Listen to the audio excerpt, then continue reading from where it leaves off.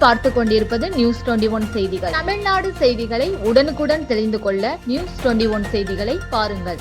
Vadamadurai புறவழிச்சாலை தும்மலக்குண்டு road பிரிவில் ஏற்பட்ட விபத்தில் பெண் மரணமடைந்துள்ளார்.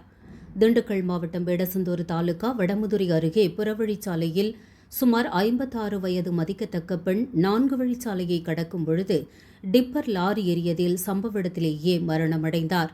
இவர் வடமதுரை அருகே உள்ள சித்தூரை சேர்ந்தவர் என்பதும் திருமணம் ஆகாமல் தனது சகோதரர் சவுந்தரபாண்டி பாதுகாப்பில் இருந்துள்ளார் என்பதும் முதற்கட்ட விசாரணையில் தெரியவந்துள்ளது. மேலும் இவர் புத்தி சுவாதீனம் இல்லாதவர் என்றும் தும்மலக்குண்டில் உள்ள தனது சகோதரி வீட்டிற்கு சென்றுவிட்டு இன்று காலை தனது அண்ணன் வீட்டிற்கு திரும்பிய பொழுது இச்சம்பவம் நடைபெற்றுள்ளது. தகவல் அறிந்த வடமதுரை காவல் துணை ஆய்வாளர் பாண்டியன் தலைமையிலான போலீசார் சம்பவ இடத்திற்கு விரைந்து வந்து பிரேதத்தை கைப்பற்றி திண்டுக்கல் அரசு மருத்துவமனைக்கு அனுப்பி வைத்துள்ளனர்.